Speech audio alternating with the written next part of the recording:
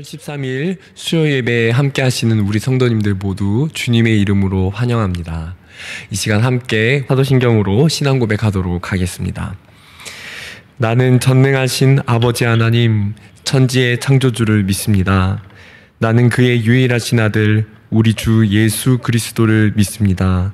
그는 성령으로 잉태되어 동정녀 마리아에게서 나시고 본디오 빌라도에게 고난을 받아 십자가에 못 박혀 죽으시고 장사된 지 사흘 만에 죽은 자 가운데서 다시 살아나셨으며 하늘에 오르시어 전능하신 아버지 하나님 우편에 앉아 계시다가 거기로부터 살아있는 자와 죽은 자를 심판하러 오십니다.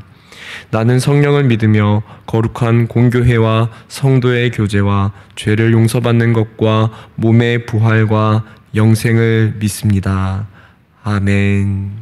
다 함께 찬송가 265장 찬양하시겠습니다.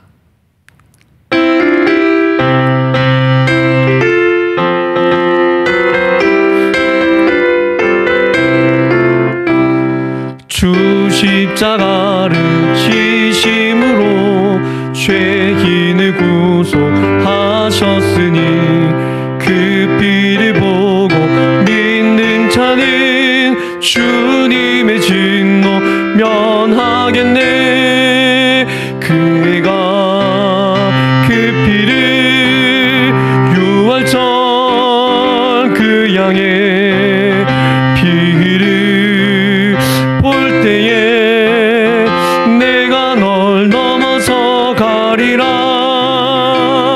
흉악한 죄인 괴수라도 예수는 능히 구원하네. 온몸을 피에 담글 때에 주님의 진노 면하겠네. 내가 그 피를 유월절 그 양의 피를 볼 때에 내가 널 넘어서 가리라. 심판할 때에 모든 백성 행한 이대로 보응받네. 주님의 피로 죄 씻으면 주님의 진노 면하겠네.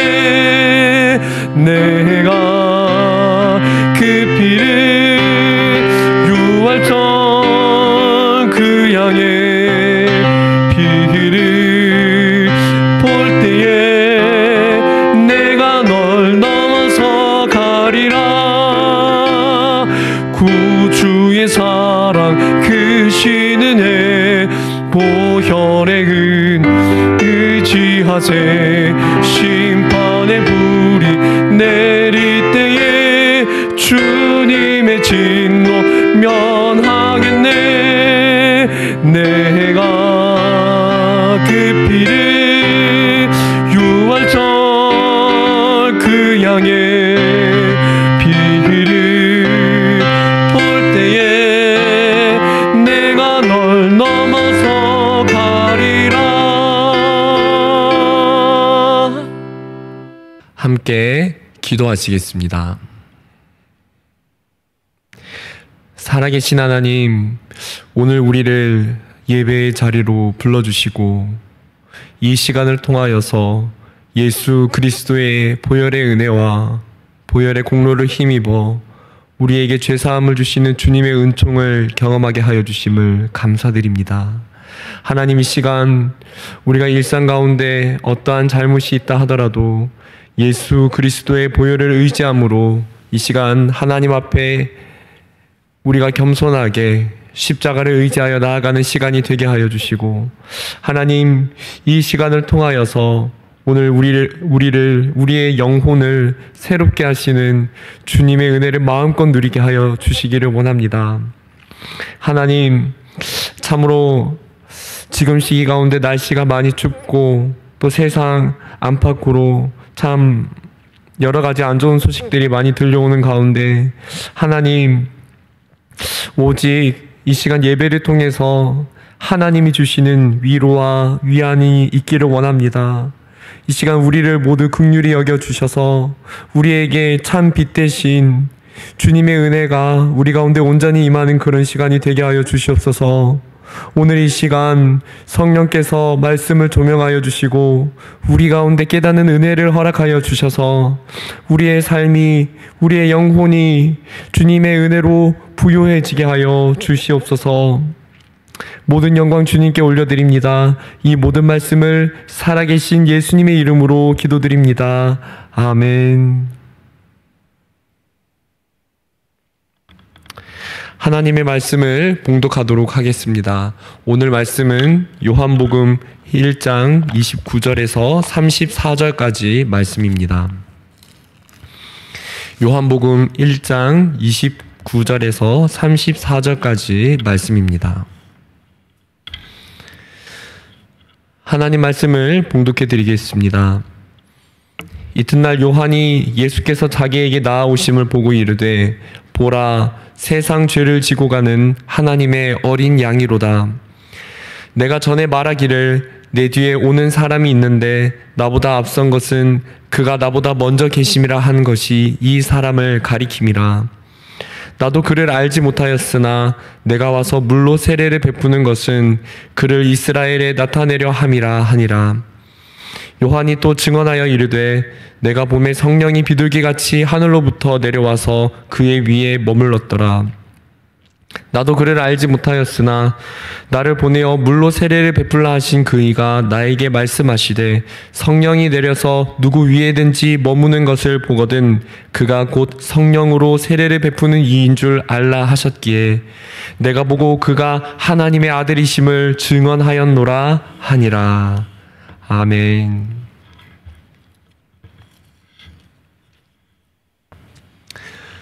우리는 종종 사회에서 누군가 희생양이 되었다는 소식을 듣곤 합니다. 이 희생양이라는 단어는 작은 집단에서 큰 집단에 이르기까지 갈등의 회피 수단으로 혹은 불이한 이익을 위해 이용당하는 자를 의미합니다. 정치, 사회, 경제 분야, 작게는 가정에서부터 우리는 세상 곳곳에서 희생양이 되었다라고 하는 사람을 발견하곤 합니다. 이 희생양의 단어의 기원은 고대 희생제물 혹은 성경의 희생제사의 제물에서 유래한다고 전해집니다. 그리고 성경에서 나오는 예수님을 희생양이 되었다고 표현하는 사람들도 있습니다. 그런데 예수님께서 우리 죄를 위해 희생양이 되신 것은 이 세상에서 보게 되는 희생양과는 다른 점이 있습니다. 예수님은 누군가의 외압에 의해서 희생양이 된 것이 아닙니다. 이 세상에서 발견할 수 있는 모든 희생양은 자기 스스로 그 자리를 간 것이 아니라 자기가 원치 않지만 누군가의 힘에 의해서 그렇게 희생당하는 경우입니다. 그러나 예수님은 누군가의 힘에 의해서 된 것이 아니라 예수님께서는 희생양이 되신 것이 첫 번째, 하나님 아버지의 뜻에 의한 것이었고 두 번째는 그것에 희생하신 예수님의 순종에 의한 것이었습니다. 바로 이 차이점이 있는 것이지요. 오늘은 우리를 위해 희생하신 어린 양 예수님에 대해서 함께 알아보는 시간을 가지고자 합니다. 오늘 말씀에서 세례 요한은 예수님을 하나님의 어린 양이라고 전하고 있습니다. 말씀을 통해 어린 양 예수님은 어떤 분이신지를 함께 알아가는 시간을 가지고자 합니다. 그래서 우리를 위해 희생하신 예수님의 은혜를 함께 새기고 그 은혜를 누리는 시간이 되기를 원합니다. 사랑하는 성도님들, 어린 양 예수님은 어떤 분이십니까? 우리 첫 번째 함께 읽어보겠습니다. 우리가 보아야 할 분입니다. 우리 이어서 29절 말씀을 읽어볼까요? 29절. 이튿날 요한이 예수께서 자기에게 나아오심을 보고 이르되 보라, 세상 죄를 지고 가는 하나님의 어린 양이로다. 세례 요한은 오늘 말씀에서 사람들에게 예수님을 증거하고 있습니다. 방금 읽은 29절을 보시면은 보라, 보라라고 말을 합니다. 여기서 보라는 구약과 신약에서 모두 주의를 환기시키고 어떤 사건에 대해서 굉장한 집중을 시킬 때에 쓰는 그런 단어입니다. 이 단어에는 단순히 보아야 한다, 그냥 본다는 그 의미 자체 이상으로 주목해라, 주목하고 집중해서 보아야 한다는 그런 의미를 가지고 있습니다. 그 예로 구약성경 이사야 7장 14절에서 메시아 예언의 대목에서 이사야가 이런 말을 하지요. 보라, 처녀가 잉태하여 아들을 낳을 것이요 그의 이름을 임마누엘이라 하리라 라고 말한 적이 있습니다. 그 외에도 성경 다른 곳에서 출애굽기에서 하나님의 큰 구원과 관련하여 보라라고 하여 주목시키는 구절들이 있는가 하면은 사복음서 곳곳에서도 예수님께서 강조하는 가르치심을 말할 때 보라라는 이 단어를 동일하게 사용합니다. 오늘 세례 요한은 우리에게 보라라고 집중을 시키며 말을 합니다. 이 말은 주목하라는 의미를 포함하는 것이지요. 세례 요한은 말하고 있습니다. 세례 요한은 29절에서 우리가 두 눈을 온 마음을 다해서 세례 요한 자신이 아닌 예수님을 보아야 한다. 예수님을 보라고, 예수님을 주목하여 보라고 우리에게 말해주고 있습니다. 우리는 왜 예수님을 주목해서 보아야 합니까? 그것은 우리가 예수님을 바라볼 때에 우리가 어린 양 예수님을 집중해서 주목해서 우리가 그분을 바라보기를 결정하고 그분을 볼 때에 우리에게 죄사함이 주어지고 우리가 생명을 얻을 수 있기 때문입니다. 요한은 여기서 예수님을 보라라고 말하면서 29절을 다시 보시면은 예수님을 향해서 보라, 세상 죄를 지고 가는 어린 양으로 표현합니다. 구약의 제사에서처럼 우리의 죄를 대신 짊어지신 양처럼 예수님께서 우리의 죄를 대신 짊어지었다고 예수님을 그렇게 표현한 것입니다. 요한은 그런 어린 양 예수님을 보라고 말합니다. 이것은 마치 민수기 21장에서 광야에서 백성들이 불평하였을 때 놋뱀을 본 사건과도 같습니다. 하나님은 불평하는 백성들에게 심판으로 불뱀을 보내셨습니다. 그때 그들이 힘들어하고 공경에 처했을 때 하나님은 모세에게 놋뱀을 달아 높이 세우게 하셨고 그 놋뱀을 바라보는 자마다 살아나도록 하셨습니다. 그들은 보았고 보는 자는 살아났습니다. 요한복음 3장 14절에서 예수님께서 말씀하시기를 자신도 놋뱀처럼 들려야 할 것이라고 말씀하셨습니다. 그리고 오늘 말씀에서 세례 요한은 바로 그 예수님을 우리가 보아야 한다고 말합니다. 그분을 집중해서 우리 죄를 짊어지기 위해서 오신 예수님을 주목해서 보라고 합니다. 그런데 당대에 있었던 많은 유대인들을 비롯하여서 오늘날까지 수많은 사람들은 예수님을 바라보지 않았습니다. 그들이 예수님을 아예 안 본 것이 아니라 예수님을 보긴 보았지만 세상의 죄를 짊어지신 예수님을 보지 않은 것입니다. 그들은 화려하지 않고 약해 보이는 죄를 짊어진 예수님의 모습을 원하지 않았습니다. 그들은 강한 것, 센 것, 군사적이고 정치적인 것을 원했기 때문이지요. 그것은 곧 그들은 자기 자신의 영적인 문제에 관심이 있거나 죄의 문제를 심상히 여긴 것이 아니라는 것을 보여주는 것입니다. 그들은 그들 삶에 일어나는 눈에 보이는 현실적인 문제에 관심을 가졌지 그 이면에 있는 자기 자신들의 영적인 문제를 간과해 버린 것입니다. 그러나 요한은 우리가 보아야 할 것이 무엇인가? 우리가 보아야 할 것은 세상에 죄를 지신 예수님. 성경에서 세상, 헬라어로 코스모스라는 이 단어는 정말로 우리가 살아가는 이 온 땅을 설명하는 그런 의미로 쓰이기도 하지만 세상이라는 단어는 천상과 구분되어서 죄가 있는 부정적인 의미로 사용되는 경우가 있는데 바로 오늘 말씀의 경우가 그런 부정적인 의미를 가지고 죄가 많은 이 세상을 의미하는 그런 단어로 쓰인 것입니다. 요한은 그런 죄 많은 세상에 죄를 지신 예수님을 보아야 한다고 말을 합니다. 왜 우리가 예수님을 보아야 하되 세상에 죄를 짊어지신 예수님을 보아야 합니까?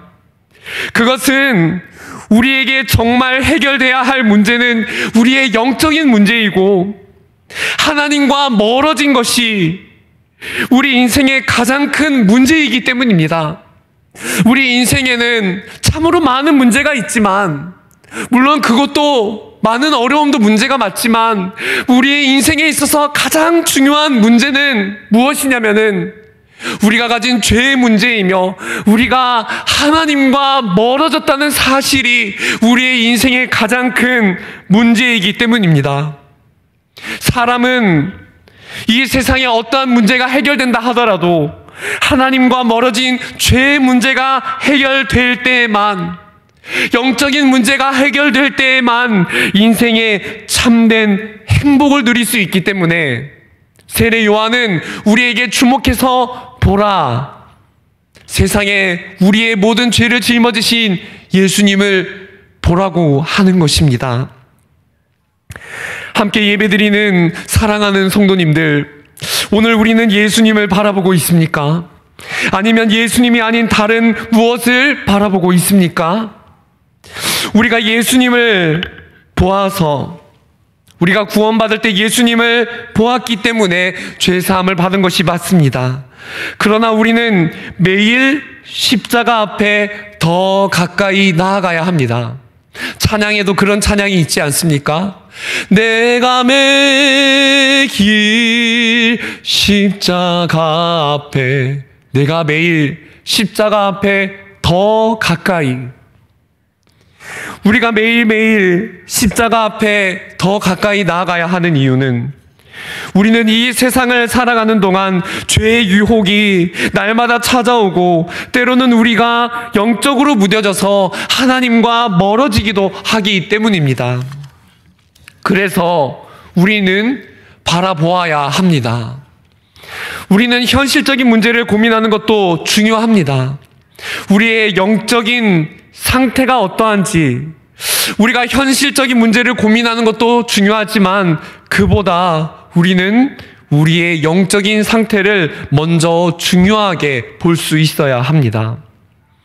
오늘 나는 하나님과 멀어진 것은 아닌지, 내가 정말로 보기를 원하는 것이 예수님인지 아니면 세상의 것인지, 오늘 나는 무엇을 보고 있는지, 내 머릿속에, 내 생각 속에, 나의 현실 속에서 두 눈으로 바라보고 있는 것이 무엇인지 우리는 점검해야 합니다.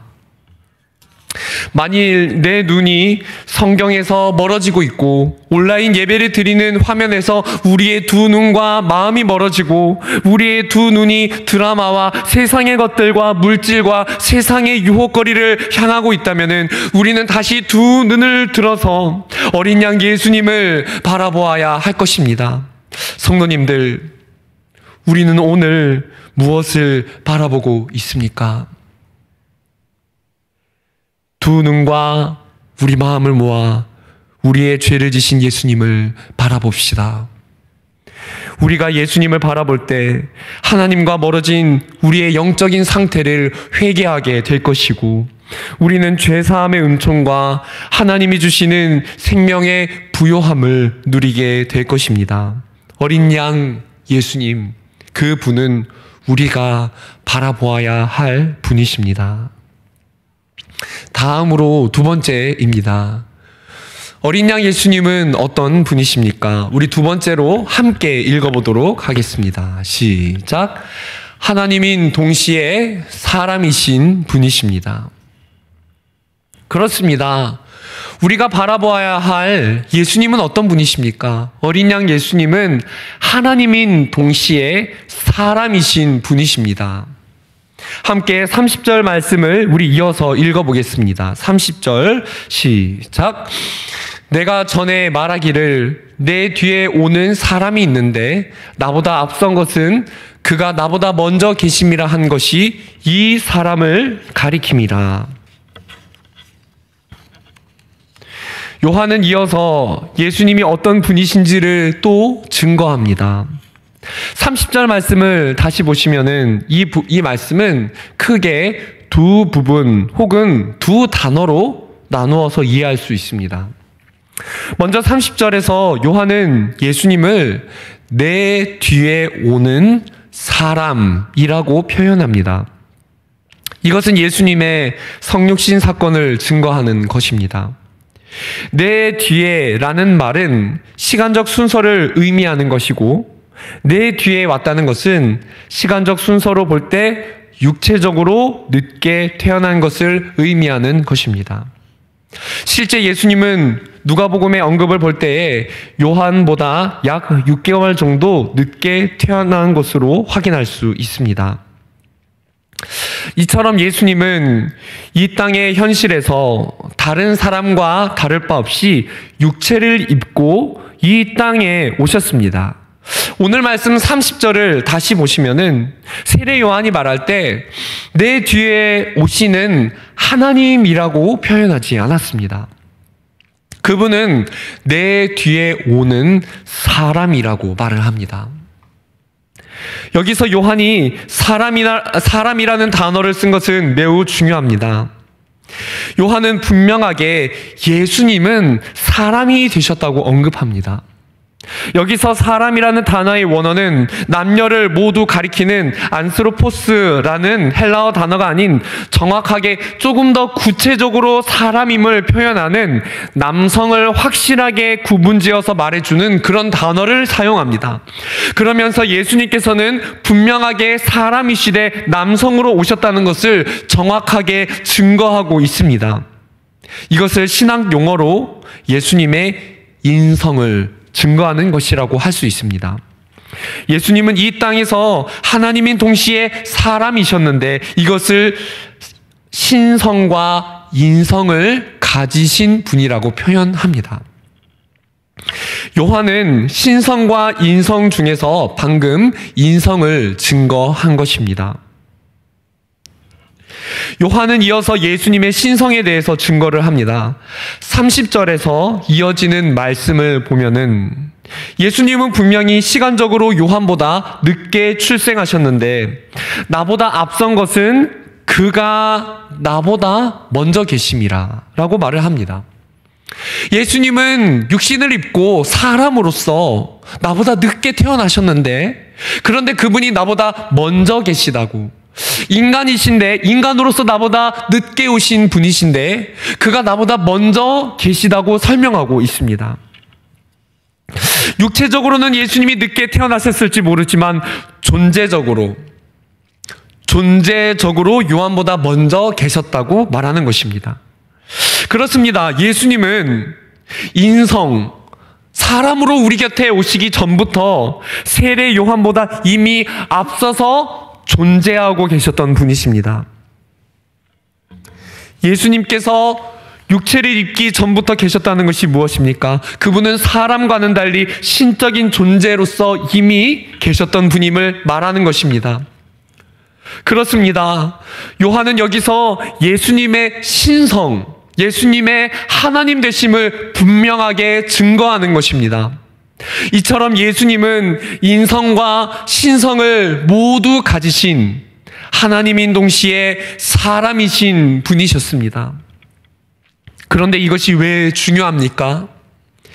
그것은 우리의 죄 문제를 해결하기 위해서는 이 두 가지 조건이 모두 충족되어야 하기 때문입니다. 신성을 가지시면서 인성을 가지신 것, 이 두 가지가 충족되어야지만 우리의 죄 문제를 해결할 수 있는 조건이 성립이 됩니다.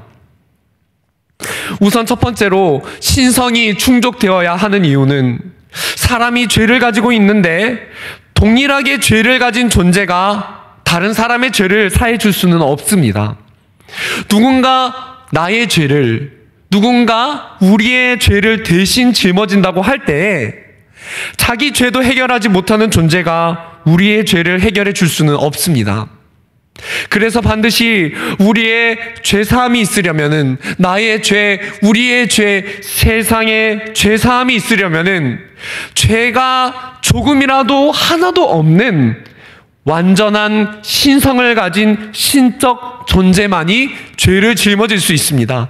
그분이 바로 하나님의 아들 예수 그리스도이십니다. 하나님의 아들 예수님이 죄가 없으신 분이시기 때문에 우리의 모든 죄를 짊어지실 수 있었던 것입니다. 죄가 없으신 분이 우리의 모든 죄를 다 가져가셨기 때문에 우리가 그래서 죄사함을 받고 구원받을 수 있는 것입니다.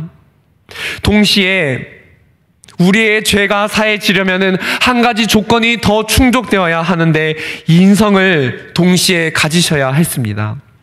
신성만 가지고는 우리의 죄를 없애줄 수 없습니다. 왜 그렇습니까? 우리의 구원과 관련된 칭의, 우리가 구원을 받을 때 의롭다 칭함을 받았다고 그렇게 표현합니다. 그런 구원에 관련된 단어들은 서신서들에서 법정 용어를 사용합니다. 실제 죄인에 대해서, 죄인이 범한 죄에 대해서 선고를 내릴 때 쓰는 실제 법정 용어입니다. 만일 우리가 법정에서 죄에 대해서 형을 선고받을 때 누군가 대신 감옥에 들어가거나, 내가 죄를 지었는데 형벌이 내려질 때에 누군가 대신 감옥에 들어가거나 형벌을 받는다고 하면은 나 대신 누군가가 죄수가 되어야 합니다. 그렇지 않습니까? 얼마 전에 그런 사건이 있었지요. 화성 8차 살인사건의 진범이 윤석열 씨가 아니라 이춘재 씨인 것이 밝혀졌지요. 이춘재 씨가 8차 사건에 대해서 당시에 과거에 형벌을 받지 않은 이유가 무엇입니까? 그것은 억울하게도 죄를 짓지 않은 윤석열 씨가 그 형벌의 자리에 죄수의 복장을 입고 죄수의 신분으로 그 자리에 대신 들어갔기 때문에, 죄를 짓지 않은 윤석열 씨가 죄수가 되었기 때문에 이춘재 씨가 형벌을 받지 않은 것입니다. 그렇습니다. 육신에 가진 사람의 죄를 대신 짊어지려면은 누군가 그 죄수의 자리에 서야만 했고, 그래서 사람과 똑같이 된 사람의 신분을 입은 존재, 타락한 사람의 몸을 입은 인성을 가진 존재가 필요했습니다. 성도님들, 그래서 예수님께서 이 땅에 오신 것입니다. 그분은 죄가 하나도 없으시지만 우리의 죄를 사하시기 위해서 오신, 하나님인 동시에 사람이신, 신성과 인성을 동시에 가지고 오신 분이십니다.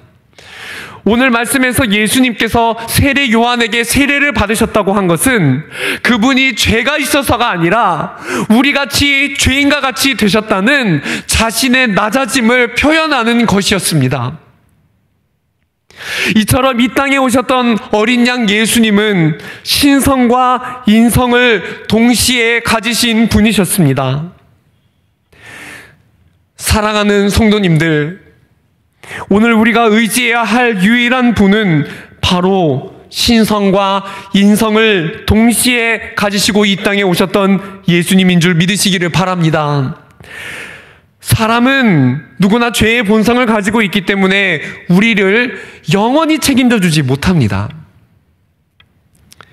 세상의 권력가도, 세상의 유능한 정치인도, 어떤 힘이 있는 사람도 잠깐 한시적으로 우리에게 그 대안을 제시해 주거나 잠깐은 우리에게 해안을 마련해 줄 모르나 우리가 영원히 바라보아야 할 대상이 아닙니다. 우리가 영원히 바라보아야 할 대상은 바로 우리를 위해, 우리가 변함없이 의지할 수 있는 대상은 바로 우리 때문에 인성을 입으신 죄 없으신 하나님의 아들 예수님이십니다. 육신을 입으실 필요가 없으신 예수님께서 육신을 입고 우리같이 죄인과 같이 되셔서 우리처럼 세례를 받으시고 우리의 죄를 짊어지셨습니다. 죄는 없으시지만 우리 죄를 짊어지신 예수님은 우리의 현재 일과 장래일까지도 미리 아시고 책임지시는 분이십니다. 로마서 8장 32절에 이렇게 말하지요. 자기 아들을 아끼지 아니하시고 우리 모든 사람을 위하여 내주신 이가 어찌 그 아들과 함께 모든 것을 우리에게 주시지 아니하겠느냐. 신성을 가지셨지만 바로 우리 때문에, 우리 모든 사람들 때문에 인성을 입으실 수밖에 없었던 예수님께서는 우리의 죄의 문제를 해결해 주실 뿐만 아니라 우리의 모든 고난에서도 우리를 능히 건지시는 분이십니다. 사랑하는 성도님들, 그러므로 우리를 위해 인성을 입고 이 땅에서 고난을 입으신 그 주님을, 환난과 어려움 중에서 그 주님을 바라보시기를 바랍니다. 죄는 없으셨지만 우리를 위해서, 나를 위해서, 나 때문에 죄의 대가를 치르신, 우리 때문에 신성과 인성을 동시에 가지셨던 세례 요한보다 앞선 분이셨지만 우리의 죄 때문에 세례 요한의 뒤에 출생하셔서 사람과 같이 되신, 낮아지신, 그래서 우리를 위해 목숨을 내어주신 그분께서 우리의 모든 것도 책임지실 것입니다. 어린 양 예수님, 그분은 우리가 바라보아야 할 분이시되 우리를 위해 인성과 신성을 동시에 가지신 분이셨습니다. 마지막으로 세 번째입니다. 어린 양 예수님은 어떤 분이십니까? 우리 마지막으로 함께 읽어보겠습니다. 성령으로 세례를 베푸시는 분이십니다. 우리 33절 말씀 마지막으로 함께 읽어보겠습니다. 나도 그를 알지 못하였으나 나를 보내어 물로 세례를 베풀라 하신 그이가 나에게 말씀하시되 성령이 내려서 누구 위에든지 머무는 것을 보거든 그가 곧 성령으로 세례를 베푸는 이인 줄 알라 하셨기에. 요한은 성부이신 하나님 아버지께서 명하신 사명을 따라 기다렸습니다. 그리고 마침내 하나님께서 성령이 내려서 그 위에 머무는 사람을 보게 될 거라 말씀하신 대로 그런 사람을 보게 되었습니다. 그분이 바로 예수님이셨는데 성령이 내려서 머무는 예수님이 어떤 분이신지 33절 뒷부분에 나옵니다. 33절 뒷부분에 그분은 성령으로 세례를 베푸시는 분이라고 말을 합니다. 이 말은 두 가지 해석이 가능합니다. 예수님께서 성령으로 세례를 베푸시는 것은 문맥적 의미로 볼 때 성령을 통하여 혹은 성령님이 거하시도록 그런 말로 이해할 수 있습니다. 1차적으로 예수님의 이름으로 세례를 받은 모든 이들에게 성령님이 내주한다는 것을 의미합니다. 예수님께서 요한복음 14장, 15장에서 보혜사 성령님을 우리에게 보낸다고 말씀하셨지요. 또 로마서 8장 그리고 갈라디아서 4장에서 구원받은 신자 속에 내주하시는 성령님에 대해서도 언급한 바 있습니다. 성령으로 세례를 베푸신다는 것은 2차적 확장적 의미로 더 나아가서 해석할 수 있습니다. 내주하시는 성령님이 우리 속에 내주하시되 우리 속에서 샘솟도록 역사하십니다. 성령님이 내주하신다는 그 자체가 우리 속에서 앞으로 영원토록 솟아나신다는 약속으로 연결이 됩니다. 이를 요한복음 7장 38절, 39절에서 증거합니다. 함께 읽어볼까요? 나를 믿는 자는 성경의 이름과 같이 그 배에서 생수의 강이 흘러나오리라 하시니 이는 그를 믿는 자들이 받을 성령을 가리켜 말씀하신 것이라. 이처럼 예수님은 우리에게 성령으로 세례를 베푸시어 성령님이 내주하게 하시며 우리가 영원히 목마르지 않도록 그 속에서 샘물이 흘러나오게 하시는 분이십니다. 우리에게 성령으로 세례를 베푸시는 예수님께서는 우리가 간구할 때에 우리 안에 성령이 충만하도록 역사하십니다. 사도행전에서 사도들이 기도하는 가운데 어떤 일이 일어났습니까? 그들은 성령님의 강력한 임재와 역사를 경험하였고 그들은 모두 성령으로 충만하여졌습니다. 또 에베소서에서 바울이 우리에게 말하기를 에베소서 5장 18절에서 술 취하지 말라 이는 방탕한 것이니 오직 성령으로 충만함을 받으라. 하나님은 우리가 예수님을 믿어 성령으로 거듭날 뿐 아니라 성령의 충만함 받기를 원하십니다.